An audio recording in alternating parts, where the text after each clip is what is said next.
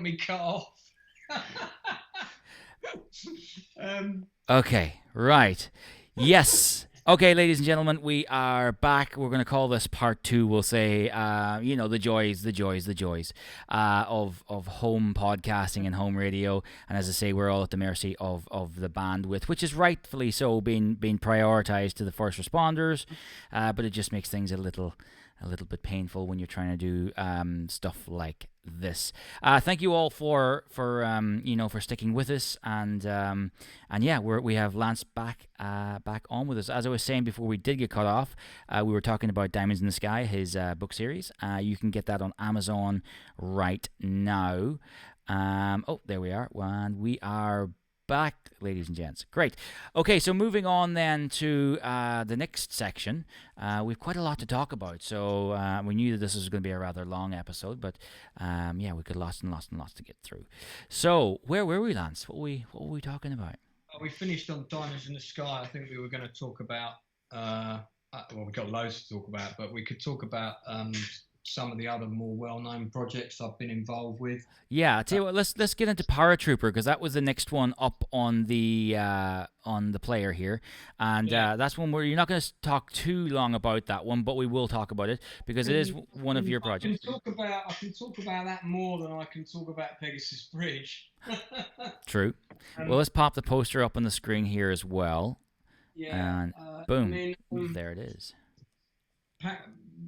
I'll talk about both of them because I guess they kind of they're of a similar keel. They are, and one project brought about the other. I was involved in World War II true story feature film for the best part of 3 years of my life called Pegasus Bridge. It all looked like it was going to happen, and I don't want to say too much about why it didn't happen, but it didn't happen, and I really thought it was going to be the film that was going to change everything. Not only that, it was a very, very important film for a number of reasons, not least of which were we were on target to get it out for the 50th anniversary of D-Day, which would have been absolutely fantastic timing. And then hold on, my friend Jack Beckett wanted to know when I was talking about the historical stuff, so I'm just letting him know. Talking about it now, part two. So there we go.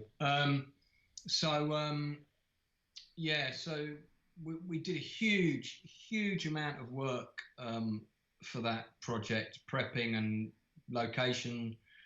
So we had some of it cast. We got various actors attached, and I'm going to name a couple of people in particular. Myself and Sharon Sorrentino, the casting director, did a vast amount of work, staked our reputations on it. But as with all these projects, you're always dependent on other people, and the world of production funding is a very murky world on any level of funding for films, and you don't get to always work with the people you would choose to work with in that arena. And I'm going to leave that there. So that project didn't happen, and it was a real shame that it didn't, because there was a lot of veterans that were alive who were there who really wanted to see it, and all of them except for one are now dead. And if we had got it out on time on the original schedule, which we could have easily made had everybody been pulling in the same direction with the same intentions, at least 5 of them would have got to have seen it, and that's probably the biggest travesty of all. And I took that pain on board very personally, and really felt as though I'd let them down. Paratrooper was a much smaller project aimed at television, because of course TV series is where it's at now, and we've had Band of Brothers, we've had Band of Brothers Pacific, but we haven't had something that covers the European contribution to the war effort in World War II that's of a similar vernacular. And airborne forces is a very interesting topic, and it's a subject that's of huge personal interest to me.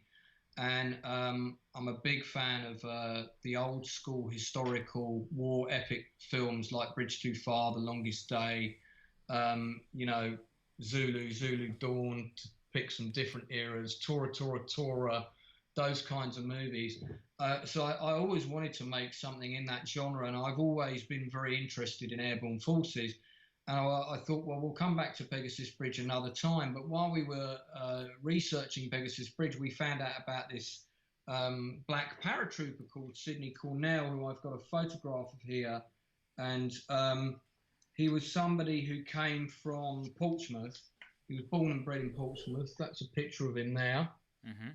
And he was the battalion boxing champion of the 7th Parachute Battalion of the Parachute Regiment. And they had a role that was very close to Pegasus, where they landed an hour after the gliders. They ran over the bridge, and their job was to occupy the village on the western side of the perimeter of that area of D-Day and basically stop the German reinforcements getting to the bridge and attack the bridge directly. Mm-hmm. So if anybody got through 7th Battalion, the bridge was going to be in danger. So I thought, why don't we do a small film about his life, but keep the action away from the bridge, because he wasn't really involved in the stuff on the bridge. And that meant that we didn't have to build the bridge set, which meant the costs of the production really shot right down. Mm-hmm. And because we'd got all these things in place to make Pegasus Bridge, we got these locations, we got the cooperation of lots of people. We'd already spoken to lots of reenactment groups, vehicle owners, all these people that were willing to help us, and willing to help us for not a lot of money, I need to point out. In some cases, they were willing to come and turn up for free. We had loads of people that wanted to just be involved. Wow. Because they were as passionate about the subject as I am.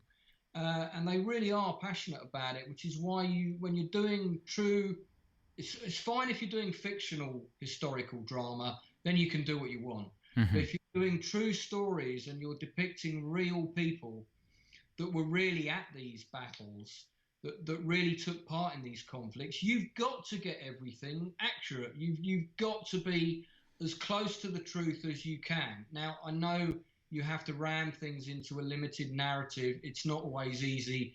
And we've got Cornell running around all over the place, in places at some stages where we don't know where he was in the battle. We've just assumed because he was a runner. And the advantage of him being a runner in the battle is I can have him running around, going to places that I want to show the audience, which is very helpful. Mm-hmm. And then when we were putting that stuff together, we decided to do a couple of crowdfunding campaigns to test the water, to see what interest there was and how much we might be able to raise just from that. And we knew we couldn't raise enough for the movie. We needed about 250 grand to make the pilot, because it's a 2-hour film still. It's 2 60-minute episodes. And then the thing is it works as a feature film on its own. Mm-hmm. If we make this movie, we can sell it as a movie on its own. But it also works as a pilot for a TV show. So we're kind of having our cake and eating it on this one. And then 2 of the tanks that it took me ages to find were about to be sold off to America.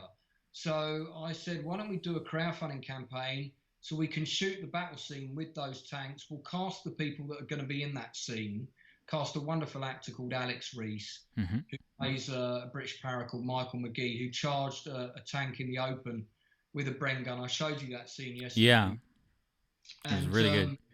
And we went and we filmed that scene, and that's where all that money went. And then we went and did a recce to Holland, because I'd already written. There's 10 episodes of Paratrooper, and I've already written 8 of them.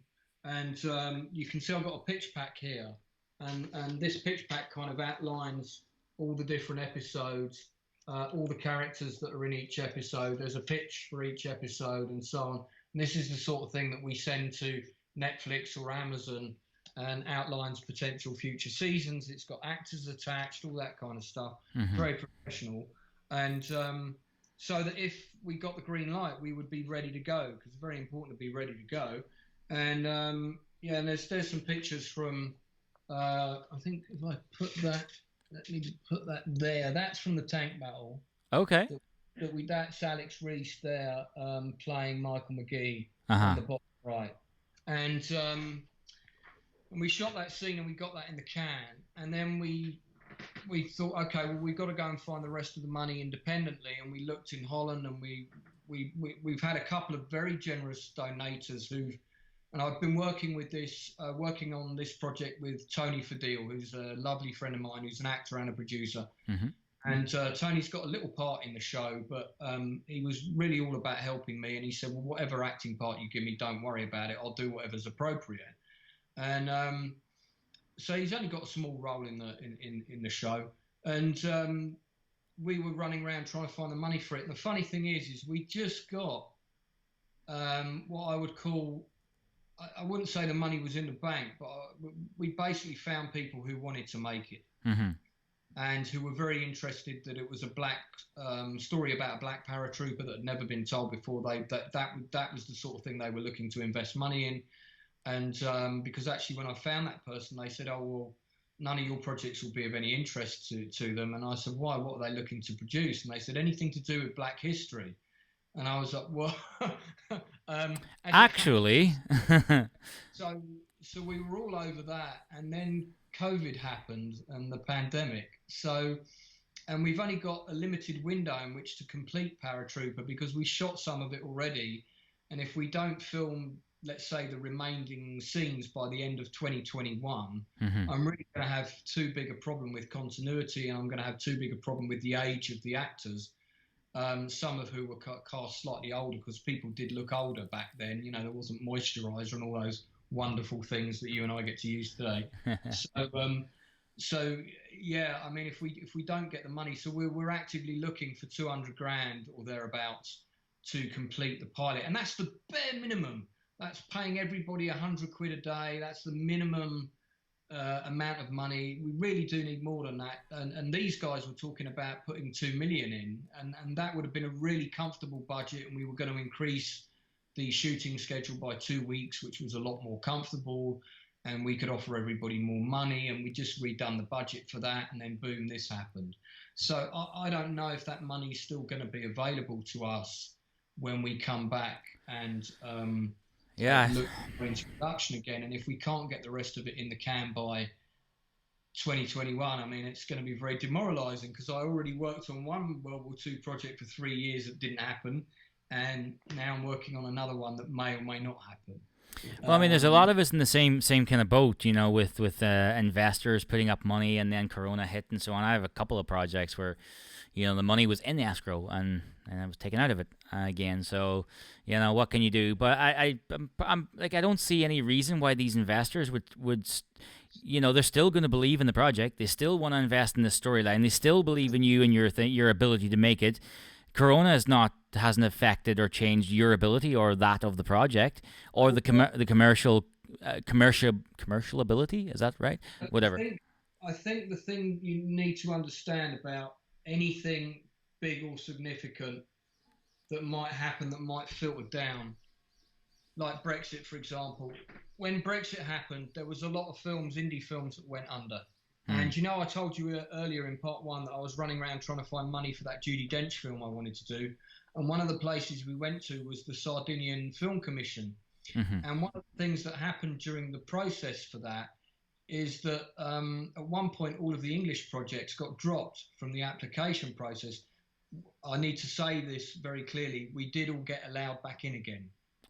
But okay. at one point, because Brexit happened, there was a feeling among European film commissioners that, oh, well, if you're leaving Europe, we're not going to put you at the top of the pile of our application process.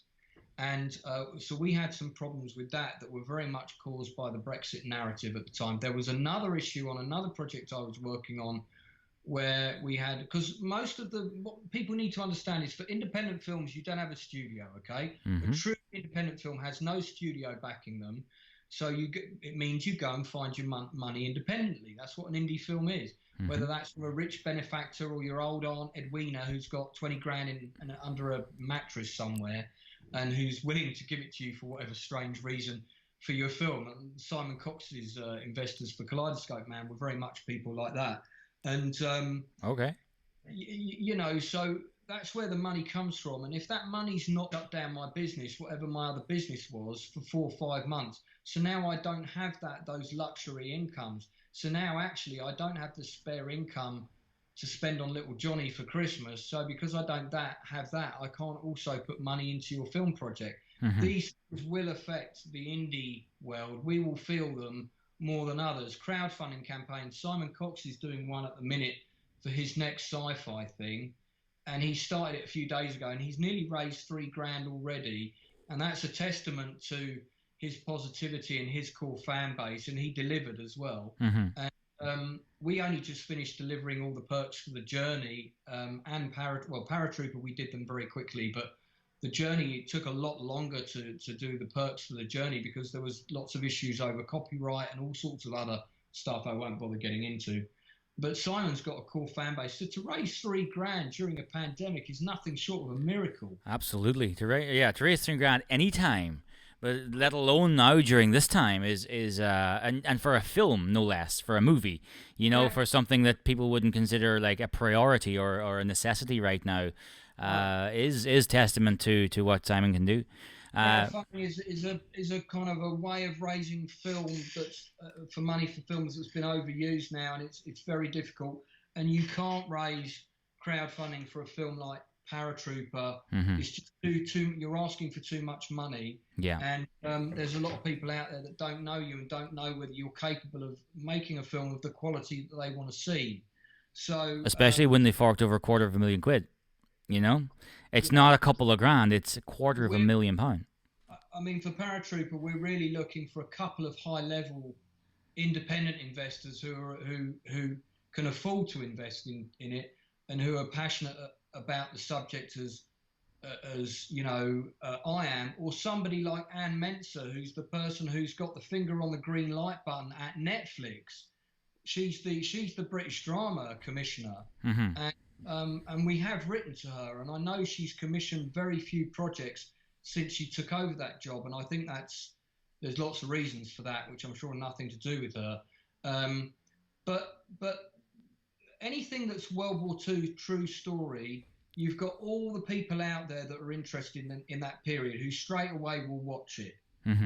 That's anybody that saw all the films that I saw that was growing up. Then you've got a new generation of people that you see the casting of Harry Styles in Dunkirk. That was casting genius. That's what that was. Really clever casting, and you know why they put him in there? Of course they do. Because there's not a lot of 14 to 18-year-old girls that will go and watch a war movie. No, they will. They will go and watch a war movie if Harry Styles is in it. Yeah. So Dunkirk, the casting of Dunkirk was very clever, and that was a really shrewd piece of casting. And I'll tell you what, Mr. Styles, to give him credit, he was pretty good in it. Actually. He was pretty good in it. But the thing is, right, that the point is, if he was absolutely god-awfully rubbish, it wouldn't have mattered because Tom and Killian was carrying the movie. He only had a small role. So exactly. But he did turn out to be really great. So bravo, good job, Harry. But if he wasn't, I'm saying that his point, the reason for him was to get people who wouldn't ordinarily come and see a war movie, as you said, 12 to 14-year-old girls. Now they will. And if he's no good, So there's a new generation of people that are looking for true stories. I'll tell you another thing about American audiences as well. American audiences that are interested in films like Lone Survivor and that kind of stuff. Those are all the people that will buy A Bridge Too Far on Blu-ray. They'll buy The Longest Day on Blu-ray. They'll buy the Band of Brothers box sets, and they're interested in the European stuff. They're not just interested in American stories. That's a very blinkered Hollywood producer's mentality. Every person I know from that audience space, and they're all the people that play the historical board games that are on the shelves behind me. I go to these conventions in America and I meet all the people that play those games, and a lot of them are ex-military American. That's the first time I ever met any Trump voters, which was an interesting experience that we won't get into. I know, right? But basically, these are the people that watch those films, and they're always saying to me, we can't get the European stuff. There was a really good German Band of Brothers equivalent told from a German soldier's point of view called Generation War. And it took ages for Generation War to come out in America. It's one of the highest selling DVD sets in Europe. Really good show. You should definitely watch it. A little bit contrived. The Jewish storyline doesn't really fly with me, but it's still a very, very well made show. A lot of money was spent on it. It looks really good. It's a very good piece for people that are into historical films. It's like a 3-part, sort of three 90-minute parts, I think, something like that. And that did incredibly well, and I think it is available in America now, and it's done well. It's done well on, I forget whether it's on Netflix or where it is. So there is an audience out there for true story historical drama, because they love it. If it's done properly, they love it. And if you do it properly and they can see you're doing it properly, like, you know, Band of Brothers was done properly, these people become your own PR machine online, because there are forums dedicated to historical World War II forums. They're all over the internet. War History Online, which I may or may not be talking to at the minute. Jack Beckett is a friend of mine who runs that. That's got like millions of views a week. I did an interview on there for Pegasus Bridge. That interview got like 64,000 shares in a week. Wow, that's quite a lot. I'm gonna jump over to the comments real quick and just try and keep up with those. We got a number of people watching in here. Paula Clark saying, "Hey Jay and Lance." Hey Paula, how's things? Your own producer Nicola Gregory's watching us. My own brother's here too. Colin, John Ruddy, what's going on, guys? We have a comment here coming in through Twitch from someone called Donovan1418, who's from Portsmouth. He says he knows the Cornell family personally, and me too. Hi Donovan, me too. And he's also, second part of that question, he's asking, are you still casting for Paratrooper, and if so, how might he be able to, I assume that he's an actor, how might he be able to approach you with the relevant information? Right, so first of all, no, we're not casting any more roles for Paratrooper, and when we will be, which is when the money comes in. And I've been completely upfront with this on all the Paratrooper social media. Well, I'm always very honest about everything that's happening. And I wanted to be able to do Paratrooper as a project where I could be completely transparent at all times, and I wasn't working with other third parties. So it's mine and Tony's project, and we would never give it up. We would never even give up part of it to anybody, where we couldn't talk about freely what was happening, unless it was completely fully funded and the money was in the bank, and that was a stipulation. Okay, that's different. So there isn't many roles left to cast, because most of the actors are already in place. We did a big casting for that way earlier, and we did read through, and so we pretty much got all of those roles. There might be a couple of little bits. And then there's some reenactment groups that are getting involved, who are doing some bit parts, and I'm talking young reenactors under the age of 30. I'm not talking historical reenactors that are 55 and all the rest of it. We've had some older guys come down and help us out as well in scenes where it's appropriate. Sure. But So the second thing I need to say to Donovan is, when it comes to casting, all my casting goes through Sharon Sorrentino, and she's my casting director on everything. And I'll use Sharon if I'm not casting in-house. And when I say casting in-house, like, there's a little project I'm doing at the minute called Behind Closed Doors. Good title for it. I'm not putting anything about it public on the internet until it's made. But all the casting for that happened in-house. All the roles in that script were all written straight away to somebody I knew. And I didn't really want anybody but the person that I wrote the role for to play the part. And then there were a couple of roles I kind of kept it flexible, but sure. So that's an in-house casting. So I didn't even need to use Sharon for that. In fact, I don't think Sharon's even read the script for that one. Anything that's not in-house, Sharon's always involved, and it all goes through her. And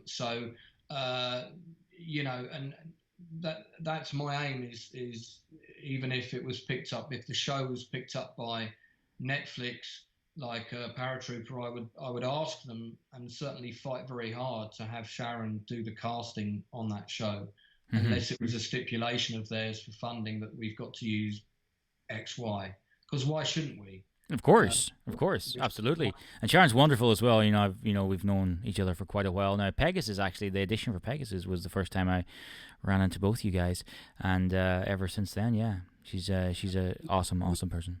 We did some early castings for Pegasus because we did a concept trailer, and we wanted a couple of people in the concept trailer who were going to be in the film. So that was why I think. And then people saw a lot of pictures for the concept trailer for Pegasus. We never made the actual trailer public because it wasn't for public consumption. But but people saw a lot of stills and they saw us filming. So I think everybody assumed that like the movie had been shot. It hadn't been shot. We just had a little bit of money, which wasn't publicly raised. It wasn't a crowdfunder or anything like that. And we went away and made this little trailer. And we also did some concept posters and, you know, all the kinds of things you do to sell a film to get the budget that you need. Sure. So that's what the early castings for Pegasus were about. And at that stage as well, it looked like it was going to happen. It looked like the film was going to happen pretty quickly. I mean, we even had Henry Cavill's agent contact us at one point and ask us if there was anything in the film for him. That's a true story. Okay. And, you know, the answer to which was yes, you know, which part do you want to play? Of course. What do you need? And I think he decided he wanted to do Batman versus Superman, which, you know, with his interesting mouth. You know? Yeah, I know. Well, I mean, $400 million movie. Fair enough. Yeah. You know, fair enough. So what's next then? Because we've been on now for coming on 2 hours. So what's next? What's the next projects for you?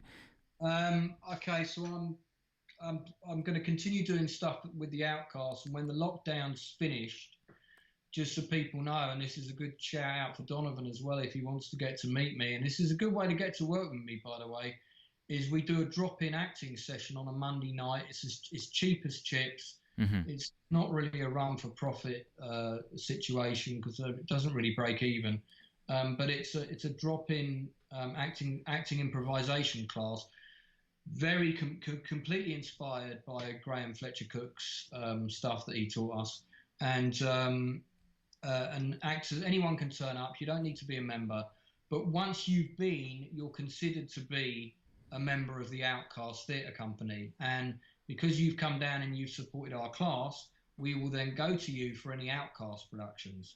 So those are productions that me and Dickon are doing together. They will come under the Outcast banner. And Behind Closed Doors, which is this little film that I'm doing, that's the next feature film I want to shoot.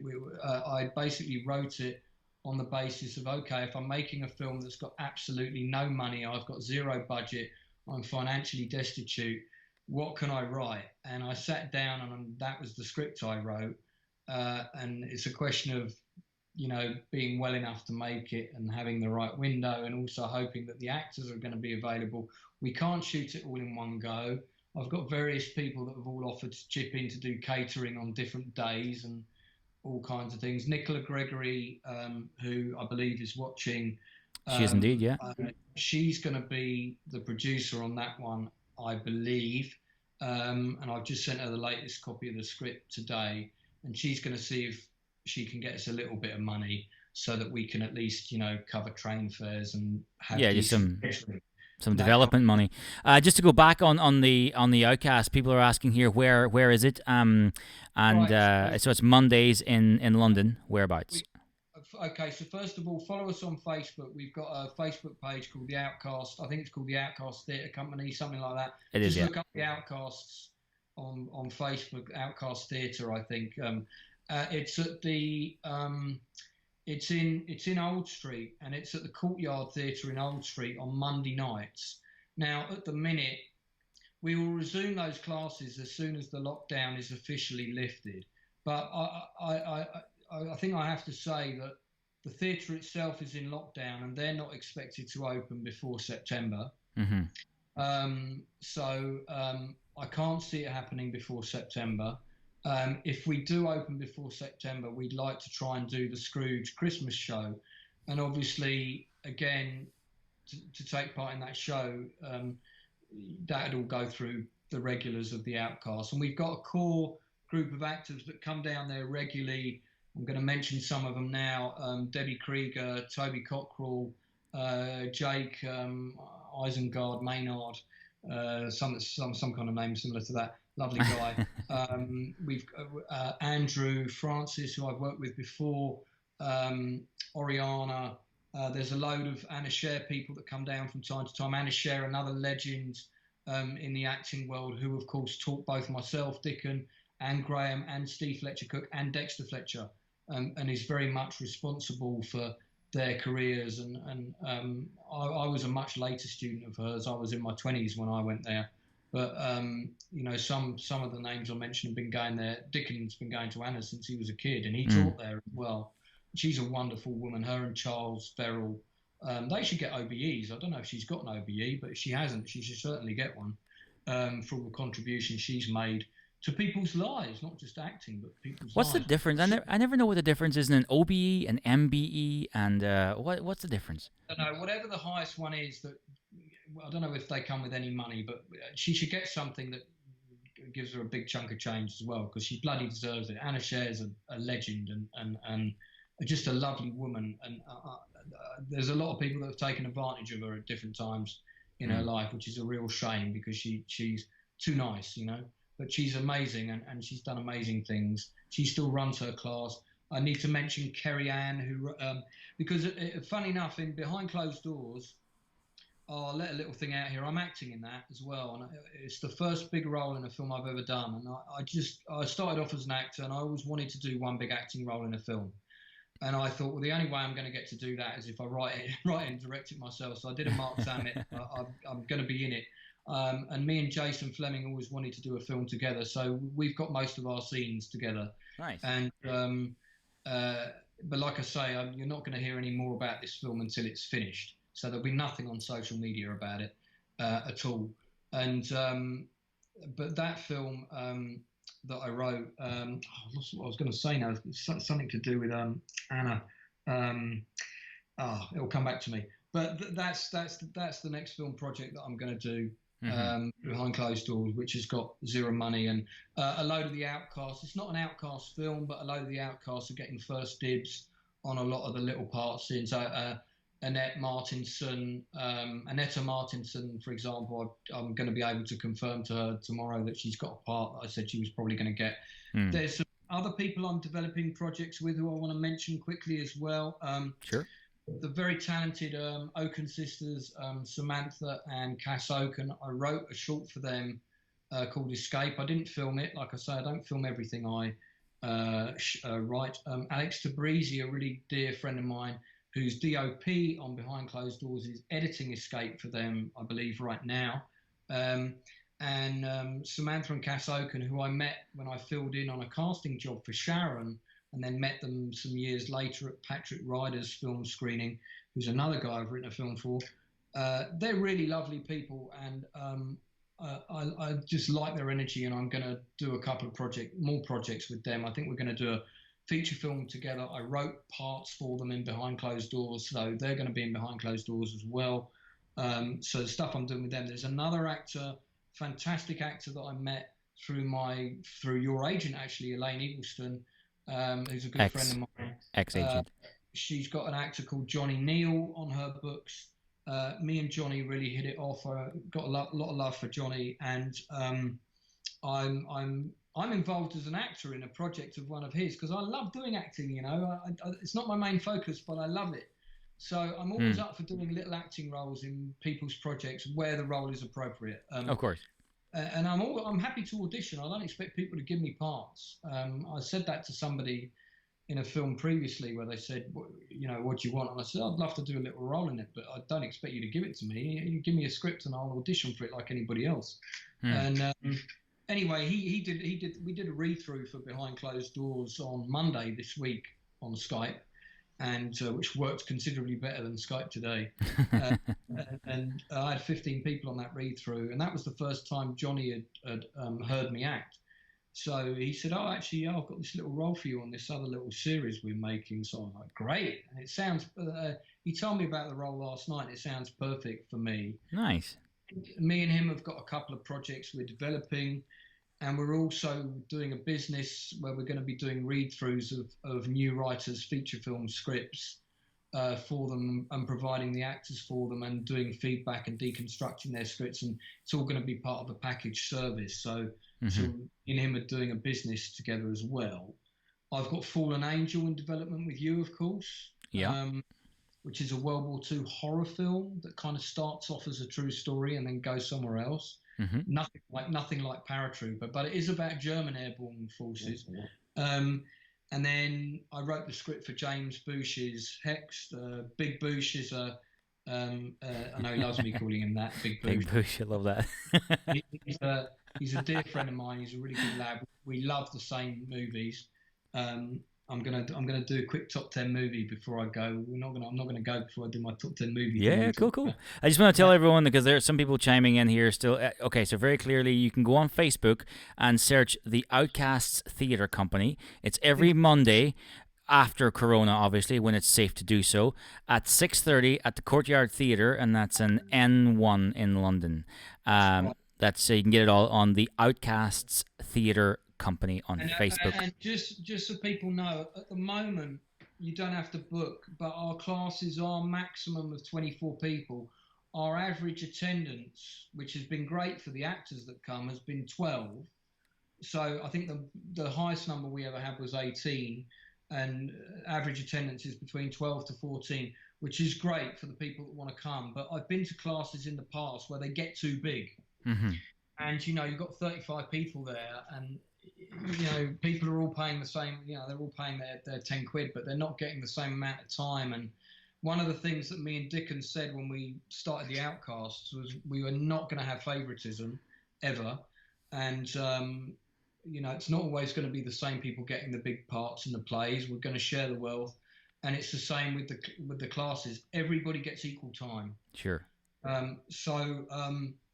The classes are a maximum of 24. So if we have a massive deluge of people come down one night, what Dickon and I will do is we'll split the class into two, as long as there's 2 rooms available, and we'll take half each, and then we'll split over. We'll change over halfway. Mm-hmm. We might get a booking system where people will have to say I'm coming on the Facebook page, and just to let us know. And the people that have notified us ahead of time will get first dibs. And if it gets over 24, then we'll deal with that when it happens. Yeah. That's a champagne problem, as Judy Dench would say. Cross that Pegasus Bridge when you come to it. See what I did there? All right. We did talk about this last night. We're going to talk about your top 10 films to close it out, because we've been so this episode now, unfortunately, due to technical issues, we're going to have it over 2 parts. So part 1 and 2, it will release on June 15th at 2 p.m. on iTunes, Spotify, Apple Podcasts, Stitcher, Tunein, all those places, all the major podcast places, as well as on YouTube for the video element of it. And as I said, 2 p.m. on June 15th, we'll launch the official this episode over 2 parts. So to wrap things up, then, my friend, what then? We're going to talk about your top 10 favorite films of all time across all genres, and I believe you do have a couple of DVDs aside here to show us. Yeah, there was one thing we were going to talk about as well. I don't know if we got time, whether I should squeeze it in. Sure. But I said to you... Oh, The Wall. Remember The Wall? The Wall, yes. I'm curious. Yeah, so let me prompt myself then. The wall in the industry is the thing that we're all trying to climb up, if you like. Mm-hmm. And this is just a general sort of comment on the industry, and also a piece of advice to everybody watching in general, whether you're an actor, whether you're a filmmaker, whatever you're doing, whatever you're trying to make. Because I've been trying to climb that wall for a long time, and I'm still trying to climb it. And I mean, you're always climbing it to a degree, because it's got different levels, and your success is where you perceive it to be. Absolutely. Okay? And I don't perceive myself personally to be successful, because if I was, I wouldn't be in the financial shit that I'm in. And my creative side has never been my problem. It's just that you can only do so much on your own, and you need other people to believe in you. Oh, absolutely. So, listen, you can be the most talented actor on the planet, right? But if you don't get seen by the right people, you're not going to get offered by the right parts. And what you do is you do everything you can to get yourself noticed, and you're at the bottom of the wall doing this. Look at me, I'm in a fringe play, it's really good. Look at me, I've just got my short film on YouTube. Please look, it's really good. And you're hoping somebody up the wall in a position of influence is going to put their hand down and see you and pull you up. And the people that are on the top of the wall, and I would say that this is probably the the most working 50 actors, let's say, in the UK today. The top 5 agencies in London, I'm not going to say which ones they are, but we all know who they are, you know, Uniteds and all those of the world. So I've mentioned one of them. What they've all set up now is they've all got their own internal production companies, all of them now. So it's all like the Hollywood system. So you get everybody on your books, you've got your own internal production company, and then you have existing relationships with other production companies. And your objective as an agency, of course it is to make as much money for your board members, your shareholders, and your clients de facto as possible. And the way you do that is by setting up projects for them within your internal production company, so that internal production company goes and gets the funding through your funding contacts from the last project you did, and you then cast as many people on your own agency as you can, and you've got the big names. Oh, absolutely, yeah. One of the top 5 agencies, so you've got those names. You can get your project greenlit. You can walk into the room at Sky, Amazon, or Netflix. You can have that meeting. You know, you've got somebody who's as big as Ricky Gervais, who I think is great, by the way. Take my hat off. Big fan. I love his work as well. You've got someone on your books who's got that power, who can walk in and get that meeting and get that project seen and potentially get that Gangs of London lit or Game of Thrones lit or whatever. And the money goes out the front door and it comes in the back, right? And that's a bubble. And there's several of those bubbles, and they're all on the top tier of that wall. And the people that are there, really, it's not in their interest to let anybody who's not already making money, it's not really in their interest to look down and pull that person up. Of course not. Not only that, within that structure, and I'm not making a blanket statement here, some people, not everybody, within that structure, there's kind of a nepotism as well, where there's people that went to certain drama schools, that come from certain families, get represented by the best agent. As soon as they come out, they get seen by the best people, and they get offered the best jobs. It's who you know, not what you know. I mean, I think that applies across all career paths. So those of us that are sort of working on the outside of that, and the crowdfunding generation, are very much part of the people working on the outside of that. We're all the ones trying to break in, and you know, you do one little project, and then you try and do another one, and you try and get noticed a bit more and a bit more and a bit more. Somebody who's broken through, I think, who's broken through, is Tom Payton, and he's been extremely clever. Yeah. About how he's done that, and take my hat off to him as well. He's churned out 7, or he's on his 8th movie now in 5 years or something. I mean, he's worked extremely hard and gone an extremely long way, and he's done it the right way. But you still need somebody at some point who's higher on the wall than you to look down at and say, oh yeah, I like the look of that, or I like the look of that person, or I like the look of that project, or they're talented, and take a chance on you and pull you up. And that's either going to be an agent or a producer or, you know, someone, because you can't do it all on your own. Yeah. And the only way to get noticed by those people up on the wall is to do as much of your own stuff as possible. It's not enough now for actors just to go to auditions and wait for the phone to ring.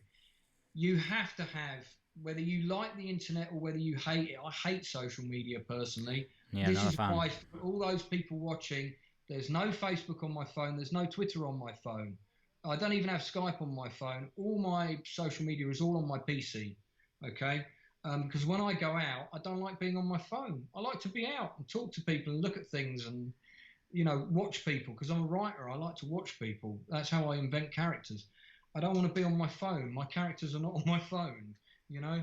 So, but love or hate social media, you've got to be part of it now. Yeah. Because that's one way of getting noticed. I mean, Mark Zamet's got, I don't know how many thousands of followers he's got on Twitter or whatever, but that's been incredibly helpful for him in getting all the great reviews he's got for his film because he's got a core fan base, and his core fan base went and supported his film screenings, you know, and he's got a half decent film there, and they've gone out and they've been proactive on his behalf, and they've given him good reviews.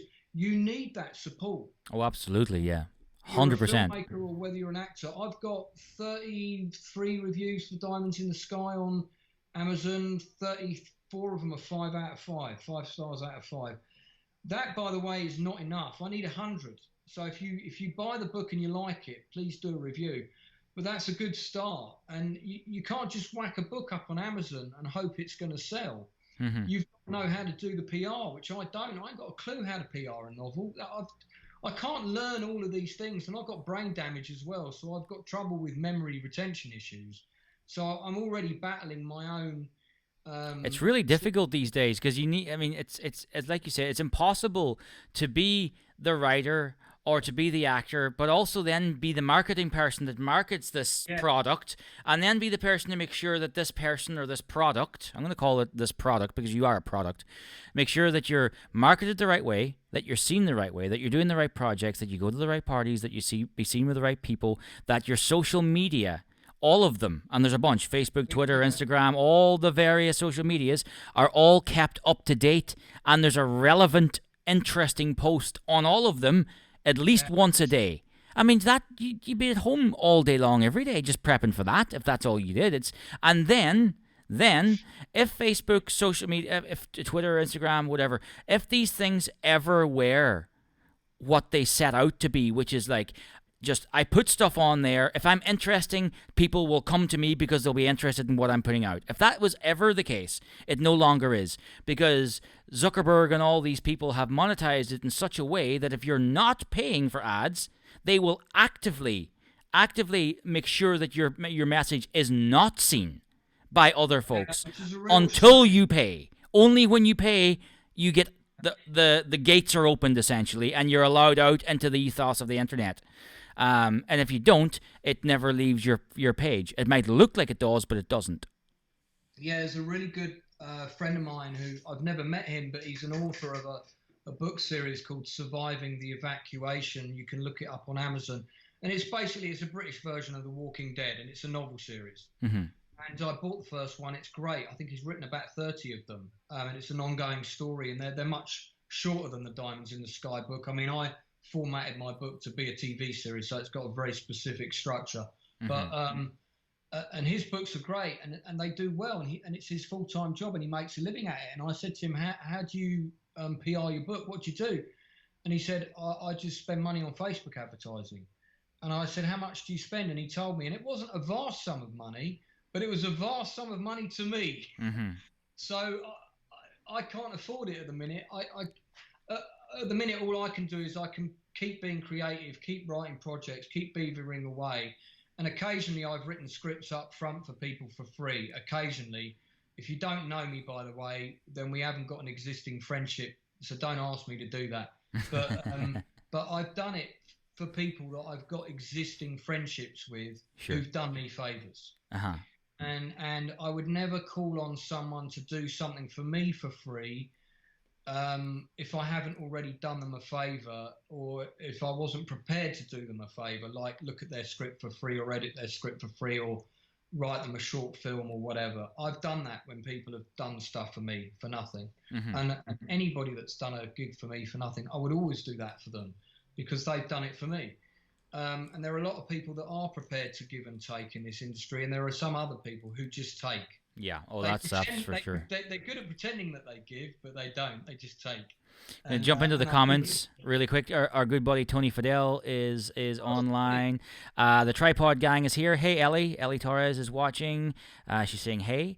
Danny, what's going on, brother? My own cousin, an actor himself. He's on Rosnaroon back home, which is, for those who don't know, it's an Irish language national show back in Ireland. Keir Brannigan, what's going on, love? Let's see who else we got here. We got Donald Doherty, Tom Harris. There's a bunch. Colin McGonigal. Everyone's chiming in. So so that is. And also one thing I wanted to say as well is about the. Got any questions? Feel free to chuck them in. Absolutely, yeah. Bang the questions into the comment section of whichever video player that you happen to be watching us on. We're currently going out live on Facebook, Instagram, Twitter, Twitch, LinkedIn, and YouTube, of course. So please drop in there and do give us a comment, chime in, and let us know what you're up to today. Okay, going to get on to your favorite films now, because oh my God, we're nearly in the second hour. We're nearly through. This is good. You weren't too far off the. I thought we said we were going to 9 o'clock, wasn't it? I'm going to 9 o'clock. You weren't too far off the mark when you said a 6-hour show at the start.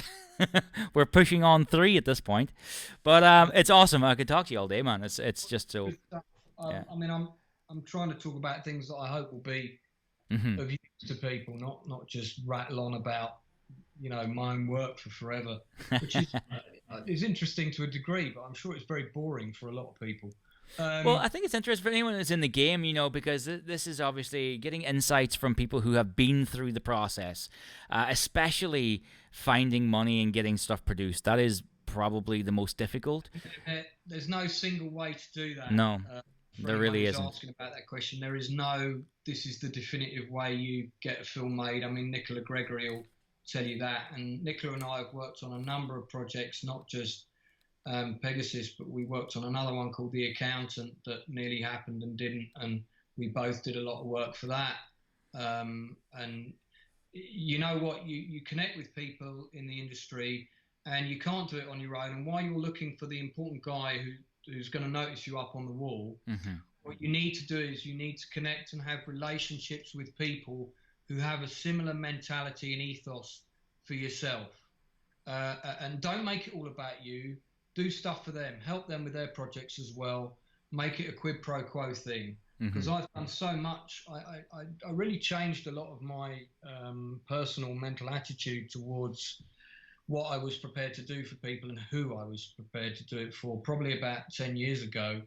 And there were some other people in the industry that I decided I wanted to be different from. I'm not going to say who.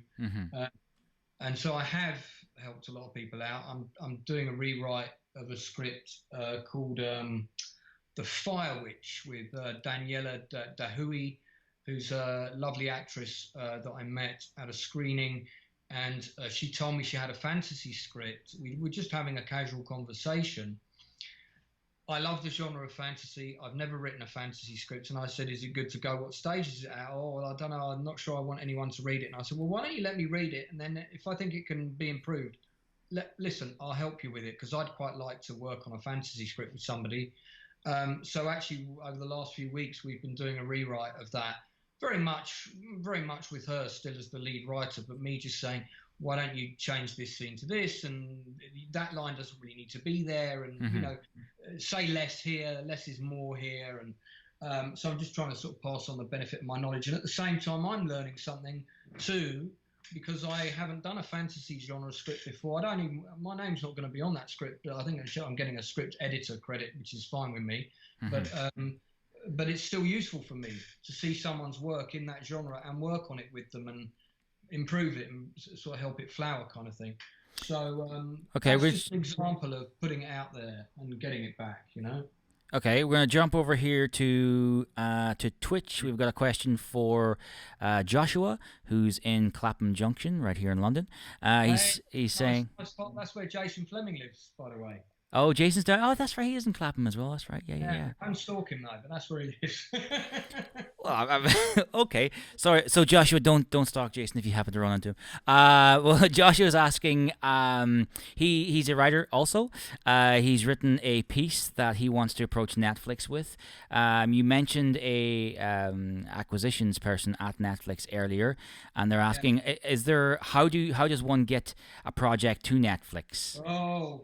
The $6 million question. The $1 million question. It is a $1 million question.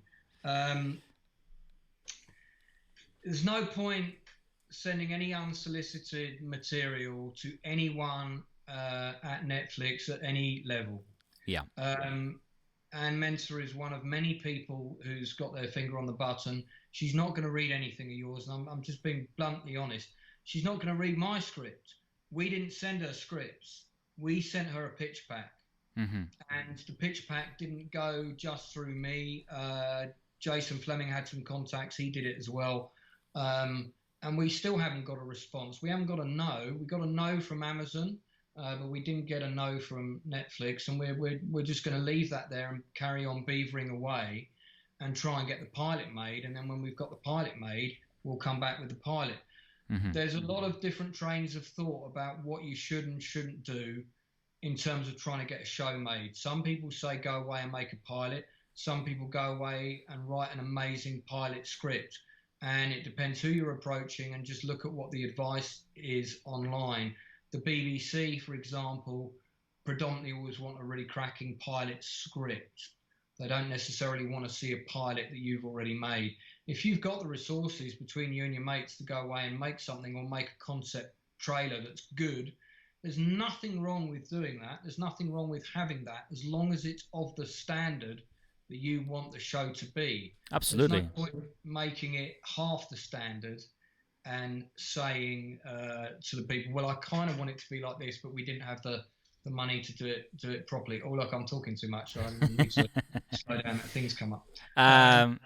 Yeah. So yeah. I mean, to go back to Joshua, there isn't, as Lance was saying, there isn't really a definitive way, but.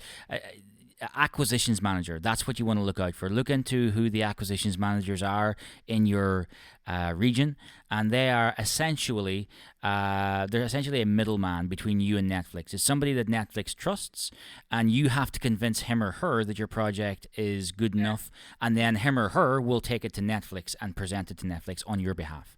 That's essentially what they do. What's the name of the guy again in Clapham that we're talking to? Oh, Joshua, just another piece of advice on that, mate. Ever since the platforms went big, Amazon's and all the rest of it, acquisition manager, which is kind of like a middleman, you need to view those people as dodgy car salesmen. I'm just going to be very clear about this, because there's a big black market grown up of people in that who will call themselves that title, and they're not really that. And there are some nice people that are good at that job, and they know what they're doing. And there are plenty of people that will tell you that they've got contacts at Netflix, and if you give me £1,000, I'm going to get you a meeting. Well, do you know what? Have the money ready and pay them when you're in the room. Because don't pay anybody any money up front for anything on the promise of them getting you a meeting with Netflix or Amazon, unless you can speak to 5 other filmmakers that person's got in the room, 5 different filmmakers who don't know each other, who've got projects in development that are up on IMDb, that can be bona fide. Because somebody who tells you they've got those contacts and has got no track record of success, they are talking bullshit. Yep. They're going to take your money, and you're not going to see it. Absolutely, but just like agents, no one with any sort of credibility will ask you for money up front. They take a percentage. So if you pitch to them a movie and they take it to Netflix buy it, and you get 10 million, for example, just as a round figure, that's not going to happen, but let's say you did. Well, they get 20% of that. So that's what their cut is. That's a much better way of it working. I mean, so if you're a writer, presumably the acquisitions guy is going to take a share of your writer's fee. Yes. Now, that's not dissimilar to how producers work, and my advice to you would be that fee should be no greater than 3%. As a producer's fee, yeah, absolutely. Yeah, I mean, as a producer's fee, that's industry standard, and as a acquisitions guy, I don't see why it should be any different to that. So maybe some will go higher. Maybe it can go higher if you're getting a higher fee, perhaps. But 3% of a 10 grand writing gig is a small fee, but 10 grand is also not very much. So you're not going to live very long in London on that. Anyway, so yeah. Any other questions before we do the? Yes. So Danny, my own cousin, he's an actor. He's asking, what do you include in your pitch pack? And just also Himram Hassan, also who I believe is a friend of yours, is saying it's an absolute travesty that you're struggling when you have so much talent. So Danny was asking, what do you include in your pitch pack?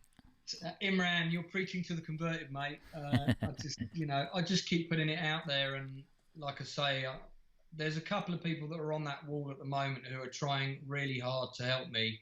I just do need to say that. One of whom, of course, is my dear friend Jason Fleming, who's gone out of his way to help me with more projects, and also is a tremendous friend and is the sort of person who calls me just to see how I'm doing, And I don't have a lot of people in the industry. I've had a very, very tough time personally in the last couple of years, and I don't have a lot of people in the industry, really true friends, who just call me to see how I'm doing. Are you okay? When they can tell I'm not. And there are people that do that. Jason Fleming's one, Tony Fadil's another one, Nicola Gregory's another one. It's a very small list. It's an industry. Everybody wants to be your mate when you're making something. Oh yeah. Oh man, yeah. My inbox when we were doing Pegasus and then Paratrooper just got bombarded. And I get that. I get it. I get that's how it works. I'm not expecting these people to be my friends. It's fine. But what I don't like is when people pretend. Yeah. Just be honest with me, man. And there's a whole lot of that, a whole bunch of it. Okay, so we're gonna move on to your top 10 movies. Am I right in thinking of all time? Is that right? No. What I'm going to do is, unlike James Boosh, I've got a very small Blu-ray collection. James Boosh has got about 50,000 Blu-rays or something. Are you serious? Really? That many? Wow. No, he's got a big Blu-ray collection. I've got I think I got about 40. Some of them were given to me, and then I bought a few of my favourite films of all time. This is not my definitive list of favourite films of all time. In fact, I left the Lord of the Rings Blu-ray box set, and that would definitely be in my top 10. These are just 10 films I wanted to recommend that are on my Blu-ray collection. So I've taken a choice from a very small choice because I have about 3,000 films on DVD. They're all in DJ cases now because I thought I might be moving before the COVID thing happened. Oh yeah. Now of course I can't move, so I got them all packed away and threw away all the boxes. But I do still have a Blu-ray collection. So I sort of said to Jay, what might be interesting was just to recommend 10 films that I think are really great. In fact, I've got 11 here, but I've got 10 on Blu-ray. So I'm going to mention 10, and I'll talk about them briefly, not too long, because I know we've only got until 9 p.m. So these are 10 films I'm going to recommend, and I'm going to just something about history of me with these films as well. So one of my favourite films of all time is The Untouchables. Now, this is directed by Brian De Palma. It was released in the UK in 1987. I saw it at the Empire Leicester Square, the original screen at the Empire Leicester Square. Old school film directors will know what I'm talking about. Brilliant screen, gone now. It's an IMAX now, still a nice screen, but not quite the same as when they had the laser show and everything. And this film is brilliant in so many ways. I love the period. I love the 1920s, Tommy guns and all that, the period of Prohibition. Robert De Niro is the best Al Capone that there's ever been on celluloid, ever. No one will ever top him. No one's ever wanted to play Al Capone since De Niro did Al Capone in this movie. Yeah. It's one of the films that introduced the world to Kevin Costner. It's not the film. In fact, I'm going to mention that one in a minute. But it's a really good film. So for those millennials, the younger actors that haven't seen it, watch The Untouchables. It's a fantastic movie. Sean Connery, right? That's a great one, yeah. Sean Connery, Andy Garcia, very young Andy Garcia. It's got two of the best action scenes, two of the best gunfight action scenes in a movie you'll ever see. One on a staircase that's kind of a nod to Battleship Potemkin with this baby's pram going down. And then there's a second one where they ride on horses, which is a clip I'm always showing in my movie quizzes at Christmas. And just a fantastic film. You've seen it, I take it, Jay? Oh, yes, absolutely. Years and years and years ago. It's classic. Sean Connery plays an old New York cop, getting chased through those stairwells, being shot at by... How many of these Jay has seen? That's another fantastic scene. So a more recent one, which I'm sure most millennials will have seen, but I'm going to mention it because I loved it. I saw it at the cinema, and it was a very... I haven't seen that many films at the cinema for the last 3-4 years because I just can't afford to go. But Sicario. Oh, dude. Definitely one of my favourite. Dan Villeneuve. That is my favourite movie, I think, of the last 5 years. Well, it was... I always have a favourite movie of the year. And was this 2016? The year this came out was my 16. Yeah, I mean, I was blown away by that movie. I mean, I thought it was just wonderful. Benicio del Toro is one of my favorite actors. Dan Villeneuve, amazing. Emily Blunt is wonderful as always. I really like this director. It's one of those movies that's massively different on the big screen, and that's because Roger Deakins, who's the DOP, is one of the best DOPs of all time. He shoots his movies for the cinema. Absolutely. Not everybody has that mentality now because they're all thinking I'm shooting this for Netflix, so they're not always thinking with the cinema lens. Roger Deakins, who's an incredible DOP. He's one of my 100 Letters people, by the way. I'm not going to get Yeah, to work. I mentioned him last night to you when we were He's talking. fully booked. I'm not going to get to work with him in my lifetime, which is maybe another 20 years. But he's someone I want to give a nod to. I will watch films just because he's the DOP. Oh, absolutely, absolutely. He's done some great, like Prisoners is him, and This was really good. There was a sequel to this as well. And actually, the sequel wasn't bad. It was okay. Pretty good. It was pretty good. I quite enjoyed the sequel. It wasn't Dan Villeneuve, though. It wasn't Dan. No, it felt like half a movie. It felt like it was building and building and building, and then the climax kind of didn't happen. And but I still enjoyed it. It was not a bad film. No. But this was just an astounding piece of work. And the set pieces in that was amazing. I was just the whole way in the cinema. I was on the edge of my seat. Yeah. The specifically the set pieces where they do those black SUVs driving across the California border into Mexico. And I love the scene where the guy goes, "Come on the roof, I want to show you something." Oh yeah. And suddenly see all the gunfights taking place over the border because the king has been deposed. Yeah. Live the king, and now there's a fight for who's going to be next in. And such a good Roger movie. Deakins photography, nighttime photography, were very well done with some special effects added in, but. Just a brilliant movie. Another one of my all-time favourites, which again is another amazing one on the big screen. And when I can afford it, what I did for my birthday about 20 years ago, actually, and I'd done it twice, was I hired out a cinema. And I just told everybody to turn up at the Curzon at 10 o'clock on a Sunday morning, which was the only time I could afford to hire a cinema out. I got it for 200 quid. This was in 1998, the summer of 98. And I showed a favourite film of mine of all time, which I don't have here because I haven't got it on Blu-ray. But and I intend to do that when I can afford it. When I get a big gig and I get a big paycheck, whenever that may be, when I have another birthday party, part of that birthday party, the morning part will be a surprise film. And one of the films that might be, because it will be an older film that maybe people haven't seen on the big screen. It might be The Untouchables. Another one that it might be The Last of the Mohicans. Oh, God, Daniel Day-Lewis, another cracker. I mean, he's a phenomenal actor. We could talk about how phenomenal he is, not just as an actor, but I think as a human being. I think he's quite a special human being. I agree. But this is Michael Mann, who's another director whose films I love. I don't have a Blu-ray of Heat. If I did have a Blu-ray of Heat, I'd be holding it. Heat was another film I saw for my birthday, and I took 20 people to see it at the cinema for my birthday. And I just thought the build-up to that battle. There was a lot of people at the time said, "Oh, Heat, it's boring. For 2 hours, nothing happened." If you didn't have the 2 hours building up to that big confrontation, you wouldn't have the stakes. Yeah. You're so invested in the characters on both sides, and Michael Mann understood that, and he needed a long journey to get the people there. Plus, I mean, what's not to love? Watching Pacino and De Niro act on screen, I can watch them in a 9-hour movie. I know. Everybody moaned about how long The Irishman was. I don't care. I can pause it. Welcome to the wonders of modern technology. Hit the pause and go and put on a cup of tea. Yep. We don't need to worry about that shit now. But anyway, Last of the Mohicans, some of the best cinematography you're going to ever see.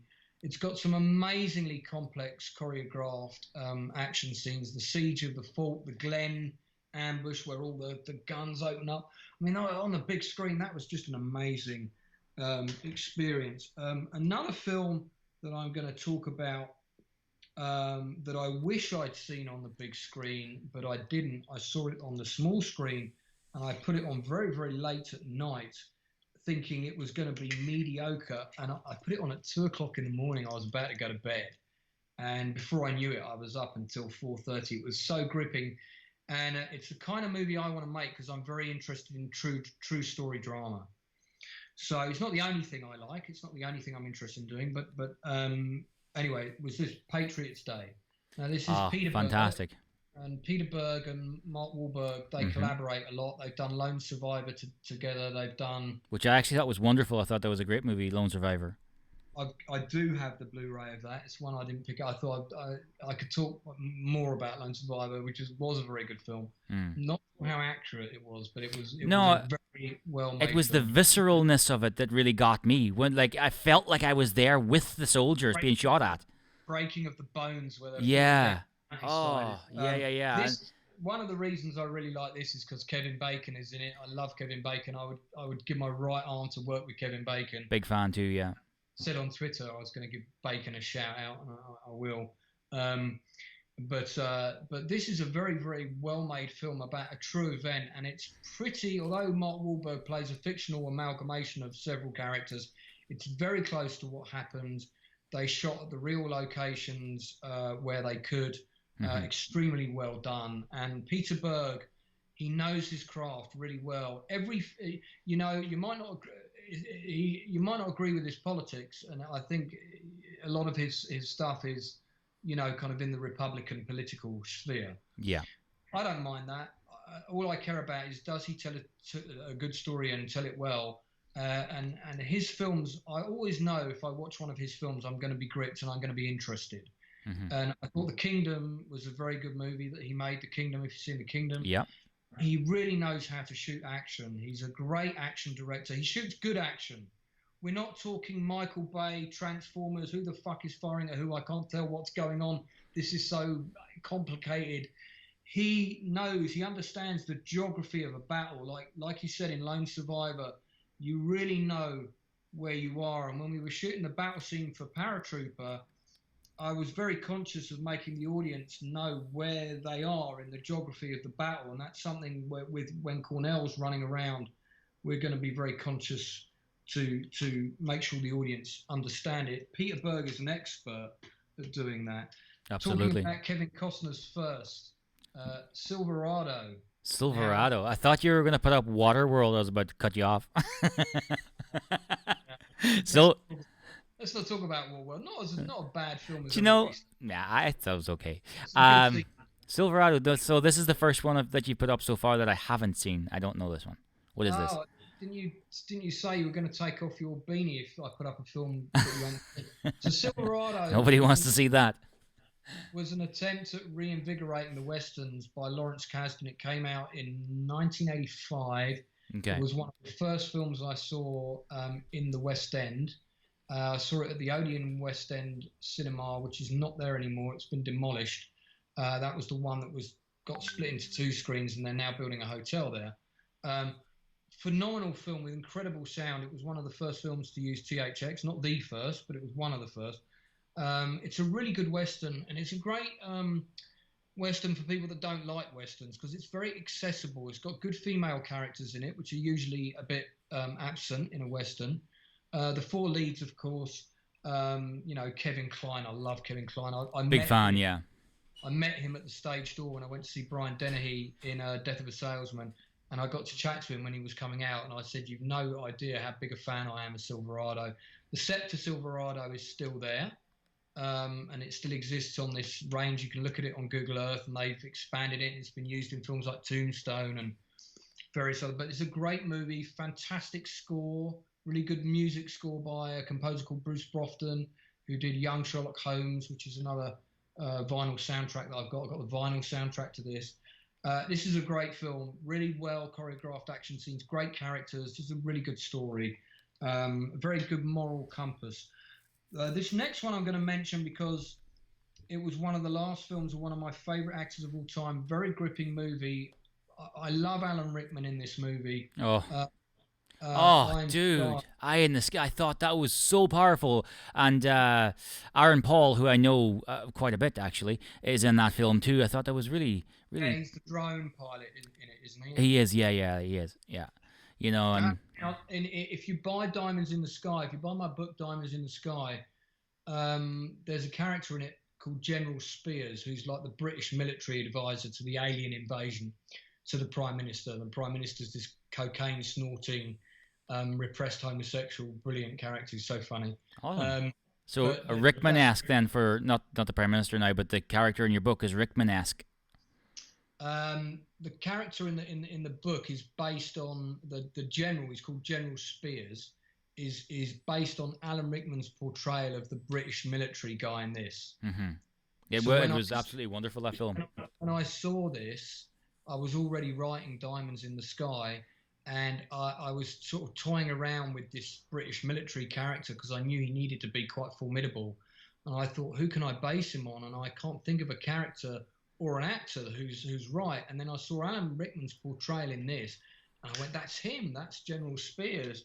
But not only that, it's just a fantastic movie. It's a great little movie. It's a very good moral dichotomy. Yeah.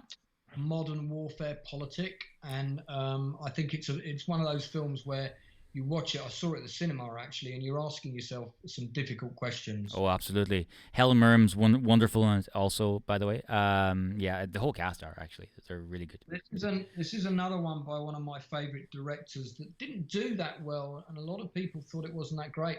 I watched it at the cinema. I thought it was a great experience. I loved it. That's Elysium. Oh yeah, Matt Damon, yeah. By the director of District 9. He's that director who also did Chappie, which is another underrated film that I really enjoyed.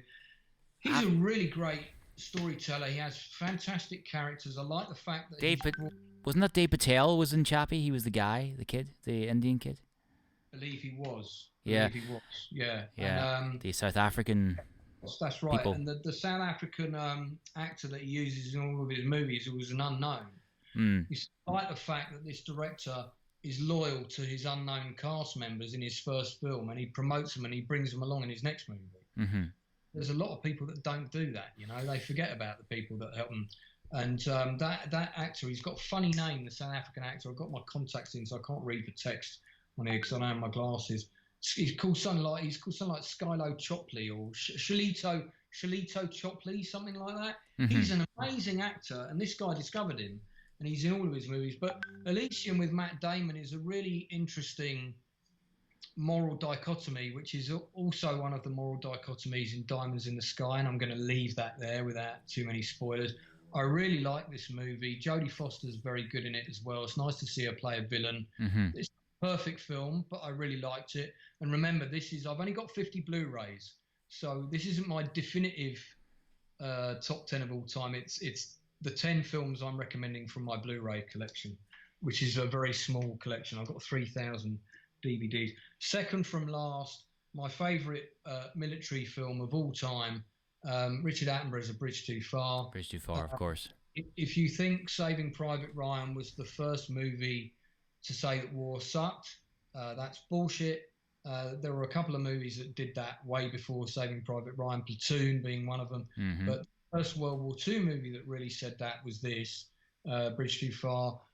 It's a huge historical epic. A lot of millennial actors that I meet have not seen it. If you're going to watch it on the biggest telly you can. Don't watch it on your fucking iPhone, for Christ's sake. That's a travesty.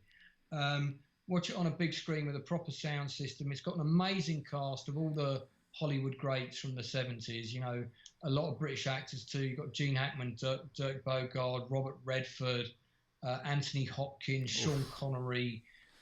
All the heavyweights then. All the heavyweights.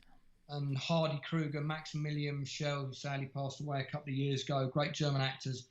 And it's the true story of one of the biggest airborne operations of World War II, which was Bernard Montgomery, kind of a vanity project for him that all went horribly wrong. And it's a very, very moving piece. It's got an incredibly good music score written by a guy who was actually there in a tank. Wow. A composer called John Addison, I believe his name was. And he was actually there. It's a phenomenal piece of filmmaking. It's shot in a very traditional way. It's not going to get a lot of kind of Steadicam shit. There wasn't a lot of use of Steadicam back in the 70s. This was made in 76. So it's shot in a very traditional way. But Richard Attenborough, when people talk about his best films, they always mention Cry Freedom, which is an amazing film, by the way. I still think Bridge Too Far is his best film because it was such a complicated movie to make. And they made it at a time when war movies were not popular. This was made at the height of the Vietnam War. So I think the war was just ending.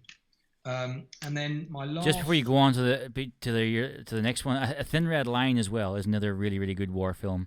That's good anti-war film. Yeah. And it's a strange one. And you read the stories about what went on behind the making of that. Like Sean Penn had a massive role in that movie, which was a huge speech, which was completely cut. Why?